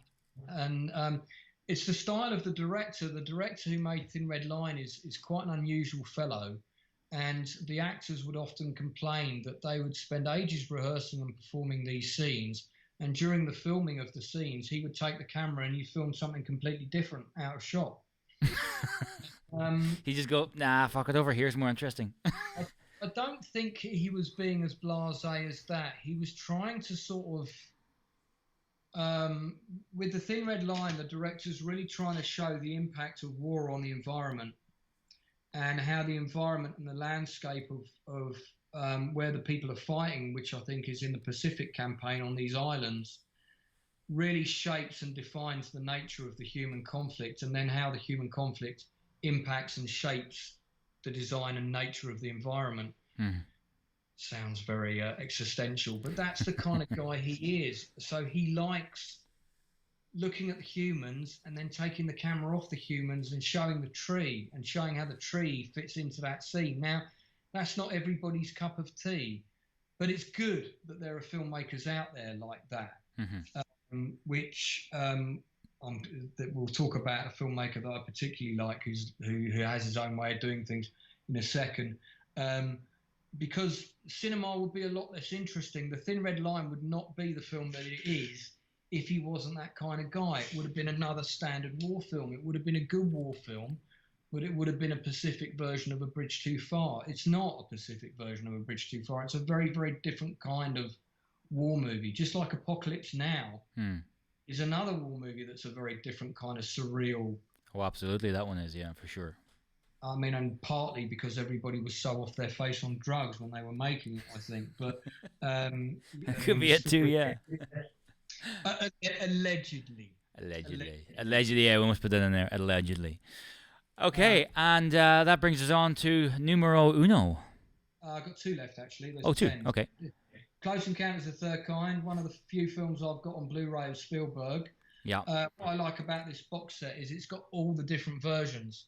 So really, there's 4 versions of Close Encounters.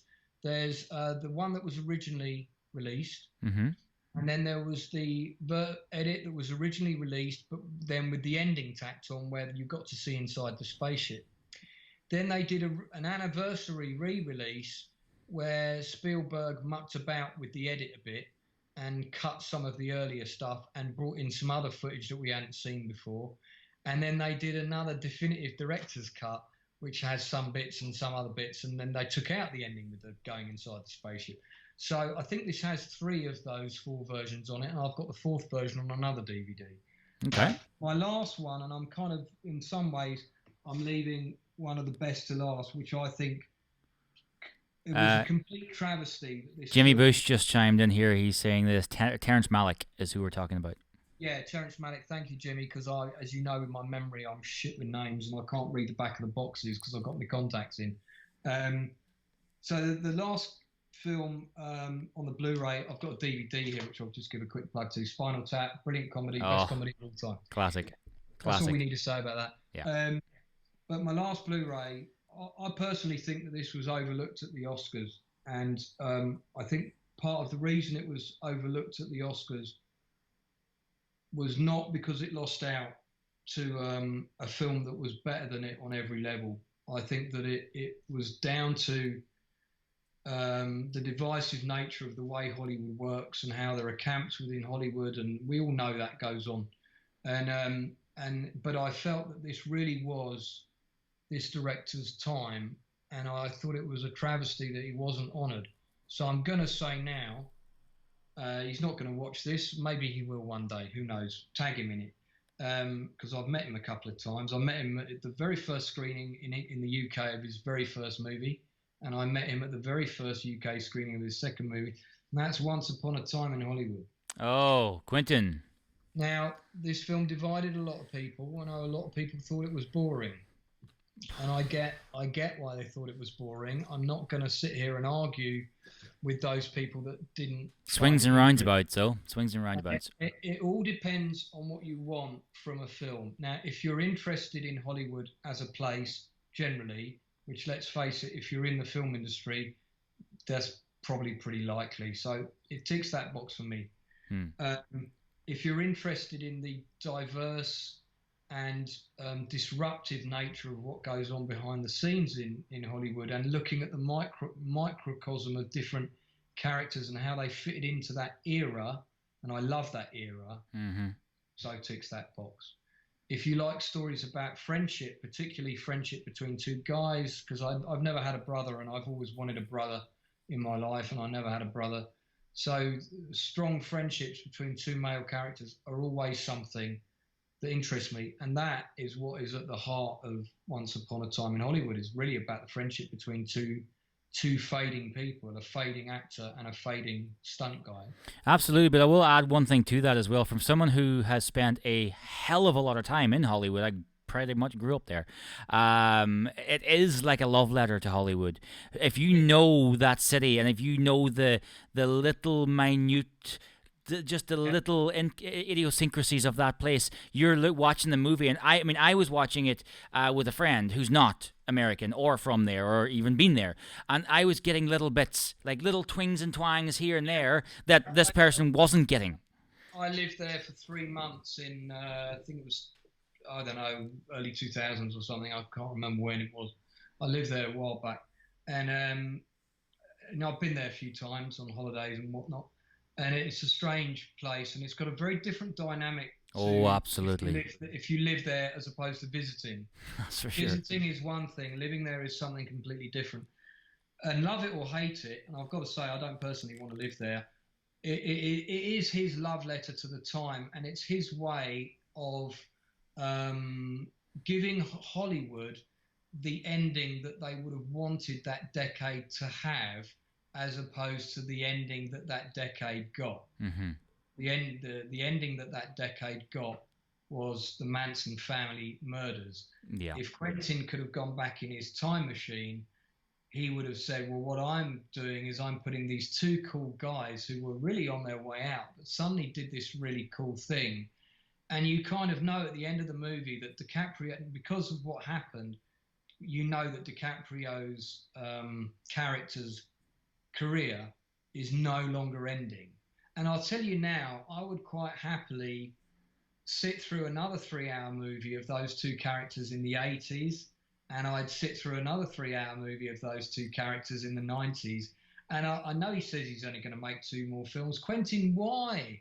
You're such a fucking amazing filmmaker. And look, I don't love every film he's made, but no, they're all interesting. He has not made a boring movie. Anyone who says his films are boring, that's nonsense.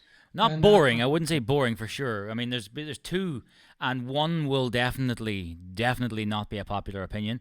I'm not a fan of, and the other one I think people might actually agree with me on. Death Proof is the first one I really disliked, with Kirk Douglas and Lucy Liu and one half of the Grindhouse. Thing. Kurt Russell, not Kurt Russell. Sorry, not Kurt Douglas. Yeah. And the other one. So I think most people. It's a bit old to be driving cars around. I know, right? Most people will go, whatever on that one. I think this next one though is gonna have the daggers out, and that is Kill Bill. Really not a fan. Woohoo! That is a controversial. I know. I tried to watch it a couple of times, but then don't get me wrong, I am a massive Quentin fan. I adore, his other projects. The one Django, I thought was wonderful. I did a Quentin after I watched. What was the one he done in the cabin after Django? And that was Hateful Eight. Hateful Eight. I thought that was great. That was a play on television, basically. It's a play. Hateful Eight. It does feel like a play. I'd love to do that as a play on stage. I basically, and he says he wants to do theatre. Quentin, you should definitely do theatre. Go and do several plays, mate. Did you know there's a quick little anecdote or little inside story, I suppose. Don't know why I'm saying inside. I wasn't on that film, but anyway, there's a part in the film where it's Kurt again, isn't it? It is Kurt, yeah. Kurt Russell. Kurt Russell. Yeah, he's the bailiff in this movie, and the woman that he's got that he has captive, he's treating her very, very appallingly, and she has a guitar at a point in the movie, and she's playing a song to Christoph Waltz and to the other characters, and what was meant to happen was Kurt was meant to grab the guitar and do what we seen in the movie, which is bash it off the big pillar and destroy it. Yeah. But there was meant to be a very quick cut there, because that guitar came from the Smithsonian. That is the original Martin guitar. yeah, I heard about this. Yeah. Now the Smithsonian no longer gives props to any movie maker of any caliber, because that guitar is literally irreplaceable. It is the very first ever Martin guitar from like 1600 and some shit. Did it get destroyed? Oh, obliterated pieces, like poof, Right. obliterated. You know what I mean? Like just like little pieces of guitar everywhere. And I imagine Quentin made a very generous donation to the Smithsonian but Museum. you can if you watch the film, you can see, look at when that scene's happening. Don't look at Kurt and don't look at the lady. Can't remember her name. It's Frances McDormand, I think. Jennifer Jason Jennifer Leigh. Jason Leigh. Sorry, I knew it was the other one. Yeah, okay. Jennifer Jason Leigh. So don't look at Kurt or Jennifer. Look at the other characters, and you can see them, particularly Christoph, going, "Oh fuck." I will. Yeah, I've not watched that clip knowing that, so I need to do that. She's a very underrated actress. absolutely, absolutely, Oh, and Frances McDormand as well. Oh, Frances McDormand's not underrated. I think everybody knows. She's amazing. Yeah, maybe underrated is a wrong terminology. I think she's underused. Maybe that's the right way to put her. I don't. I mean, three billboards. She was incredible. But Oh, unreal. I've followed her career since she was in Mississippi Burning. Oh, another cracking movie. Cracking movie. Who was she in Mississippi Burning? I don't remember her in that. The wife of the deputy sheriff, who's played by the guy James Booth will know the actor's name. The guy who played one of the Mentats in June, in David Lynch's June. Oh yeah. He's a funny looking actor. He always plays. If you look on the comments, I'm sure James Booth will chip in. I'm not going to cheat and jump on IMDb, but if anyone in the comments know who we're talking about, do chime in. Brad Dourif. Brad Dourif. Okay, yeah. Dourif plays the racist deputy. In fact, she might even be married to him. I seem to recall they might be married. I'm not sure. What, for real or in the movie? No, I think for real. I think Frances McDormand is definitely married to an actor, and I've got a feeling it's him, but I might be wrong. Francis, if you're not married to Brad Dourif, I'm sorry about that, and he may be available. I don't know. But anyway, she's phenomenal in Mississippi Burning, and I think she got nominated for an Oscar for Best Supporting Actress on that role alone, and she only had 3 scenes. I can't remember if she won it, but she definitely got nominated, and I'd never seen her in anything before that, and after that, anything that she was in, I watched. Yeah, and just to go back on one of your previous DVDs, Once Upon a Time in Hollywood, of course, Frances is she's the narrator of that movie. She's the voice. Oh yeah. So she is. Yeah. But she's not in it though, is she? No, not at all. You never see her, but she narrates the whole film from start to end. I mean, one of the things I really love about Quentin as well, because like he's a nostalgia guy, and he loves all his shows from a certain period, and he's older than me, so I think he's in his late 50s now. I'm the same, but of my generation. So there's a lot of actors.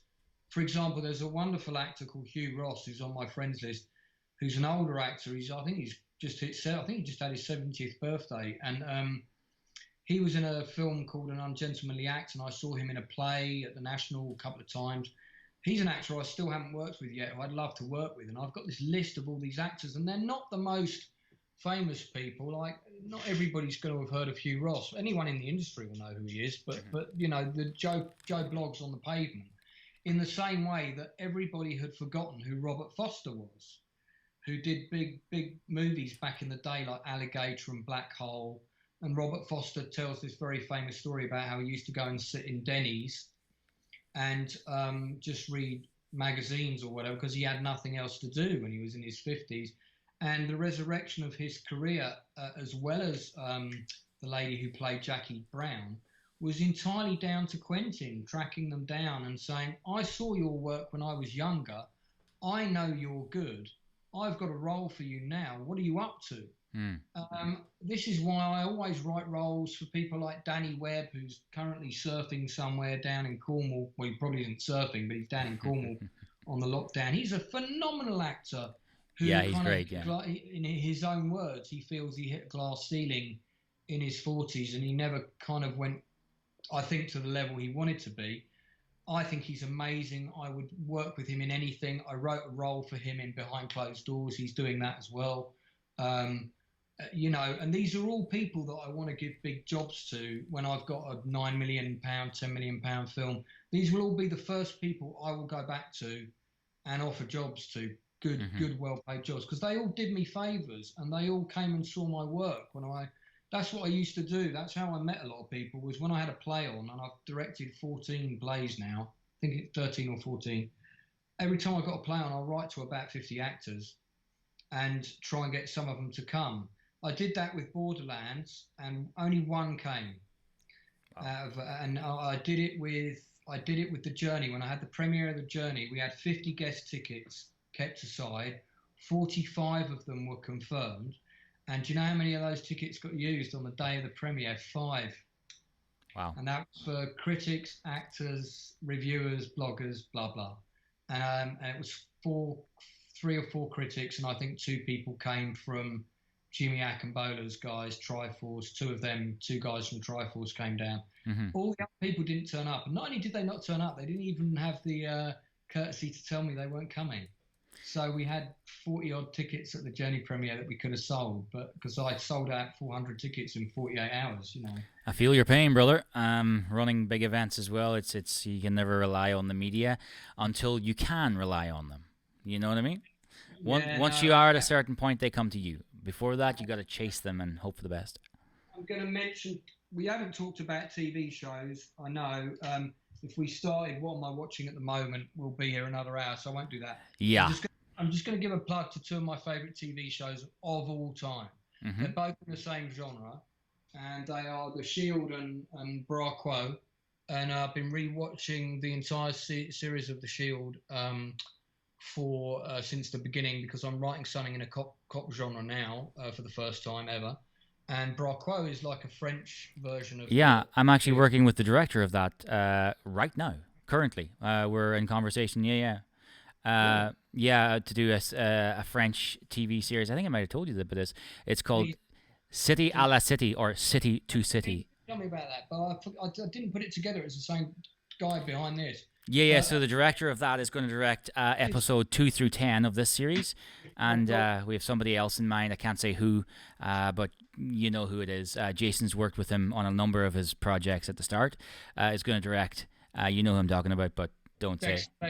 Yeah, that's him. Yeah, the first one, and Omercy, the French actor from. I've got all of them. I've got all 4 seasons. Oh, nice. Around somewhere, and I've got all 7 seasons of The Shield here. And I mean, a lot of people don't realise, but one of the guest writers at the beginning of The Shield was a guy called Kurt Sutter, and by the end of The Shield, he was the lead writer. And The Shield was one of those shows. I know everybody talks about The Wire, but I thought for me, The Shield was better because it was more. The Wire was a slow burn, and I loved The Wire. Wire was amazing, and it was very clever, and I liked the difference. Each season was a different demographic, but what was good about The Shield was every episode ended on a cliffhanger, and I needed to see the next one immediately, and I loved the writing of that. And Kurt Sutter, who then of course went on to produce Sons of Anarchy, and he got Sons of Anarchy greenlit off the back of the tremendous work that he did on the Shield. Every episode of Sons of Anarchy, whether you like or don't like Sons of Anarchy, really depends on whether you want to embrace yourself with that world of the bikers and the criminality. But amazing show. Ends on a cliffhanger. I got through box sets because I started renting it when there were still video stores. I started watching Sons of Anarchy. I was renting the DVD box set. I was going down to the shop and renting season 1. The next day I was back to get season 2 because I'd been up until 4 o'clock in the morning. Watching, I've just got to put on one more. Just got to put on one. Oh no! What a cliffhanger! I've got to put on another one. It's 5 o'clock now. It's one of those binge-worthy programs where you just slam it in one after another until you just can't, until your brain can't take in what's happening anymore, and you're like, I gotta sleep. They're not my only favourite TV shows, and I don't just watch cop shows. I love stuff like The Crown, and I like Afterlife. I like Westworld. Well, I like the first season of Westworld. Let's not go there. Yeah. And I like the first 5-6 seasons of Game of Thrones. Let's not go there. Yeah. but some of the best television ever made on the first 5 or 6 seasons. Oh, absolutely, yeah. But there's a lot. I love just good written drama with characters who you believe in the world, and you wanna follow them on that journey. And as long as you don't break the rules of the world you create, which I think is a very strong, important lesson as a writer, I'm with them, and I'll watch it right till the end. But once we start getting invisible cars and people surfing off of ice floes in a James Bond movie, that's when Bond has kind of gone a bit too. And I think they knew that when they did that film, that Pierce Brosnan's weakest film, I think. And I like Brosnan as a Bond. I think it was an amazing Bond. So do I. I agree. Yeah, when he was sliding about in the ice lake, that one. Yeah, the ice lake car chase didn't bother me so much. It was more when he paraglided off the falling ice floe into the water and then surfed off of the and the CGI on it's really bad, and he also had an invisible car, and you kind of, I know Bond is Bond and it's a silly world, but you still wanna as an audience member, you still wanna kind of believe that Bond is kind of out there somewhere doing this, and that you're on the ride, but you believe the ride. And I mean, it's a bit fantastical, but the guy's a spy. He's MI6. That's not a superhero. That exists.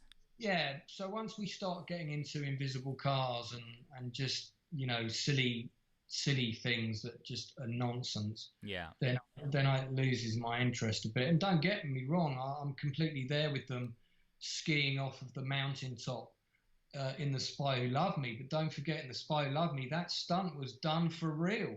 Mm-hmm. It was done for real, and it was done for, I think it was 75 grand. All practical effects back in the day. There was very little CG, and anything that was was hugely expensive. So most things were practical effects. What an amazing set in that film. The inside of the oil tanker when all the submarine crews break out.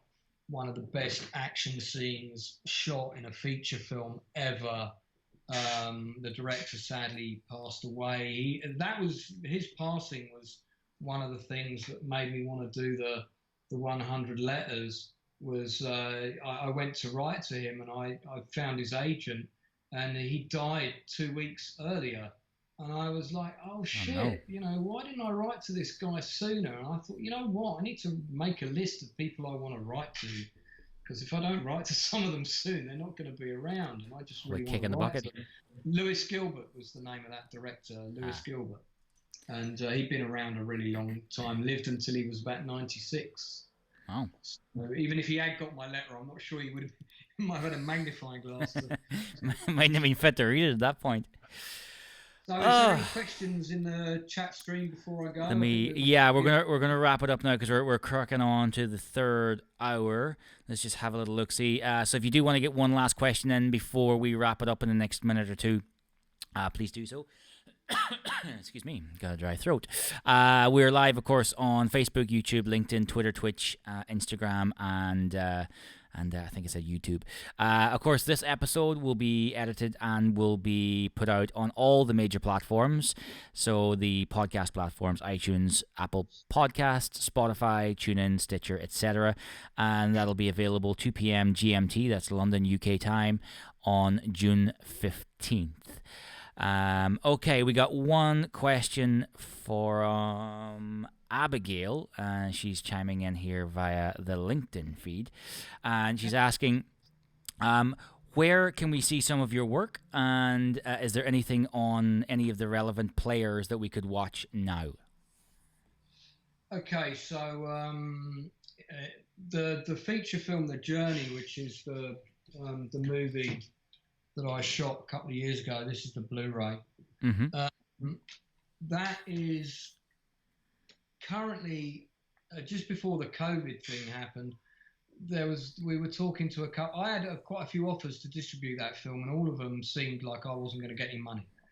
And I put all of my savings into that film, and I thought, unless I've got a contract, especially after what happened with some other experiences or on other productions, I thought I can't just give this film up and let somebody go and make some money on it. And that's why you haven't seen it in the supermarket or whatever. So that I've done 3 feature films, but the other 2 were shot pre-digital era. Mm-hmm. So the quality of them is so low they won't even transfer properly to digital. One of them was shot on high 8, and I think the other one was shot on SVHS, and they're not films I'm proud of the fact that I did them, and I'm proud of the work that everybody did on them, but they're not films I can honestly put my hand on heart and say I'm proud of them as a filmmaker. I mean, even The Journey, you know, if I was to review it myself on IMDb, I'd probably give it a 6 or 7 out of 10, because there's a lot of things about it I'm not happy with. You know, you never have enough time, you never have enough money. But then isn't that always the case? I mean, if you had $200 million and Tom Hanks to work with, you'd probably still not be happy at the end of the day. There's always something you go, oh, I could have done this, I could have done that. I think if we had $200 million, my DOP would not have needed to crawl into a skylight to rescue a park keeper who'd been mugged on the head and had their head smashed open by a spade and was bleeding profusely, whose life we basically saved during one of our film shoots in Highgate, which meant that we then had to speak to the police, which meant that the 16 shots we were going to do that day in 5 hours then had to be done in, I think it was 70 minutes. And some of those shots are near the beginning of the movie, and I hate those shots. They're all awful. The DOP that was on that day hates those shots. But that was the last day of filming, by the way. What were we going to do? Let the guy bleed to death? You know. Of course. I mean, of course. So and then we had no more days after that. We had no more money. I couldn't put any more money in the film. I didn't have any left, and I was already in debt. The credit card was already creeping up to where it is now, and so you know. But it is a film that I can look at and say there are a lot of good things about it. There are some amazing performances. It's got a really beautiful score. It's got some lovely photography. Some of my direction in it is good. Some of it I failed the actors on a couple of scenes, and I could have done a better job. And you know, these are all things in hindsight. I'm quite critical of my own stuff. The Borderlands. It's quite refreshing, actually, for you to give such a candid and honest review of your own movie. You know, most people will go, "Oh, it's great. Yeah, it's wonderful. Go buy it." I think the film is very watchable, and I think people will get something out of it. And it's a particular type of film. And I'm not saying don't watch it. There are beautiful performances. Duncan Powell, who plays one of the leads, is amazing. Jason Flemyng, of course, is in there. You've got my friend Dickon Tolson, who gives a very good performance, and Lindsay Colson, who's another good friend of mine. Some great performances. And if you've been through grief, it's a film all about healing. And it's the whole reason I made the film was to make people feel better who've been through a bad time. So I'm kind of annoyed that it's not out there and it's not accessible, because there's nothing wrong with the quality of the film. I am debating cutting about 15 minutes from it. That's gone back and forth, but the problem is I don't have it on the edit suite anymore. That's all gone. So it would take another computer and a RAID and a lot of time that I don't have to reconstruct the edit as it was and then regrade the film and cut it. So I'd have to make very sharp, specific cuts where the existing high def version of it will still work with those cuts in. Gotcha. And make sure there's no rescoring or anything like that needs to be done. And we're looking at that. And me and Alex Tabrizi, who sort of works on a lot of my projects with me, it's something we're looking at the minute, and seeing if the film still works with those cuts. But the film will come out. It will come out at some point. I mean, if I have to put it out for free in the end, then that's what I'll do. But, you know, at the end of the day, we're all in this business to try and actually make a living. Hasn't happened for me yet, but I'm still plucking away. I said to you, if I ever wrote a biography, and I don't think I will, but if I ever wrote a biography, the title of it would be Learn from My Mistakes. Yeah, I like that title. I really like it. I've made so many mistakes, but you'll learn a lot more from someone who's made a lot of mistakes than you will from being taught by someone who's had an easy road to success. Because an easy road to success is usually what's known as just a bit of pot luck. You know, you happen to be in the right place, the right party at the right time, spoke to the right guy or girl who happened to do this or happened to know that person, and boom, suddenly you got a thing financed, and you know, you had good circumstances, and boom, you're off. But a person who has a success story like that doesn't really have a lot to teach you, as opposed to someone who's tried a million different ways to get something to work and has learned how to try a different way or not go that route. And I'm always trying to pass advice down to younger people like yourself. And as we know, the younger generation are not brilliant at listening a lot of the time, and don't take these things on board and still go and it's like being a parent to children, that you give them advice and you know they're still going to go and make the same mistakes you did. So you can only try and pass stuff on to people, and sometimes they listen and sometimes they won't. And I'm always happy to try and help people, because I've certainly travelled a lot of bad roads that I would not want to see any well-meaning fellow creative, be that an actor, producer, director, whoever, I would not want to see them travel the same road that I've been down, which I'm not going to get into the things that Johnny covered, but I've been through a lot of the same issues that my friend Johnny Hansler went through, and dealt with a very, very, very difficult depression last year, which nearly had some fatal consequences, and I'll leave that there. Wow. And reevaluate a lot of things in my life as well, including the people that were around me at the time, and you know, who was there for me and who wasn't, and it really showed me who my true friends were. So this business is not easy. You know, everybody says it's very lonely. It's lonely. It can be very lonely. Can be very lonely. That's why a lot of people in the industry end up dating people in the industry. Because I mean, I personally have tended not to do that, but a lot of people do, because they don't, so the people understand the complexities of the journey, and it's a very difficult sea to navigate sometimes, and you're never really sure if something's going to work and if it's going to be a success or not, and you can only just keep trying. And I mean, I was born to do this. I know I'm a good writer. That's one thing I will not put myself down over. I know I'm a good writer. I will keep getting better as a director as I learn. I think as a director, you never really stop learning. As a writer, of course, you will always continue to grow as a writer as well, but it's a very different discipline to directing. We talked about this last night. Directing is really people more than anything. I mean, yeah, you need to learn, you need to know some technical things and stuff, but at the end of the day, you know, a lot of directors try to be DOPs as well, but that's why you have a DOP. You know, that's why you have a director of photography, and I'm better at dealing with actors and trying to guide actors through a performance. And if I do my casting well, I shouldn't have to do too much of that. I should have actors on set who know what they're doing and are already in it, and will occasionally ask, you know, do you want it more like this, Lance, or whatever? But normally we'll have a discussion about that before we get to set. So the director's job is really more of a kind of people manager. You tend to do most of the creative work before you get to the set, if you're clever, so that on the set you can troubleshoot.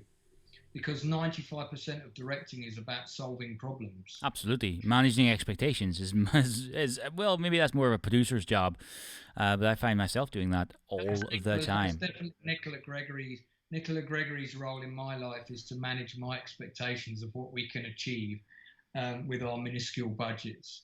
But I love her to bits. I would work with her any day of the week. So, you know, and no, it's, listen, if I'm still doing this in the last hours of my life and I still haven't made it, whatever that means, I'll tell you something now, I will not have any regrets, because I meet very, very interesting people whilst trying to do this. I'm not really qualified to do anything else. I'm not really able to do anything else. I've got a fairly difficult life and some very complicated health issues, not least of which is I normally have to dash off to the loo every 20 minutes. I don't know how I'm going to work on the desk at McDonald's, needing a toilet break 3 times an hour. So, you know, I'm not really qualified to do anything else where I can't kind of manage my own hours. And yeah, but you were saying something earlier where you don't consider yourself to be a success. I would disagree with that, actually, is because people think success. Financial Okay, maybe financial stability or financial freedom maybe is a better word than stability. But like success is in the eye of the beholder. You know what I mean? Like, is Tom Cruise successful? Yes, of course he is. Are you and I successful? And for different ways, yes. Okay, fair enough. We're not, making the same money Tom Cruise makes or have the same notoriety that he does. But if you can get out of bed every day and do something you love, and be happy with that and push the bar just a little bit further every day and work on something that you are passionate about, whether it's creating a script, a TV show, a cake, whatever the hell it is, it doesn't matter. That to me is success. And I always say to people whenever they ask me for any advice is this game that we're playing, because that's what it is, it's a goddamn game. It is about the journey, not the destination. Enjoy the trip, because if you're waiting to be happy until you get to Tom Cruise's front porch or whatever or wherever you deem success to be, well then you're going to find that Tom Cruise's front porch isn't going to give you anything when you get there. That's the key message of the Lord of the Rings, which is, the message of the Lord of the Rings said by Tolkien himself is it's all about enjoying the journey of what these people go through. And that is completely true. I've said this to actors, and Johnny and I had this conversation more than once, which I've noticed a tendency on actors, particularly on low-budget indie projects, which is, let's face it, been 90% of the stuff I've done. They're always thinking about the next gig, and sometimes they forget to enjoy themselves and enjoy the process, which they love. They're doing a job they love. They kind of forget to just kind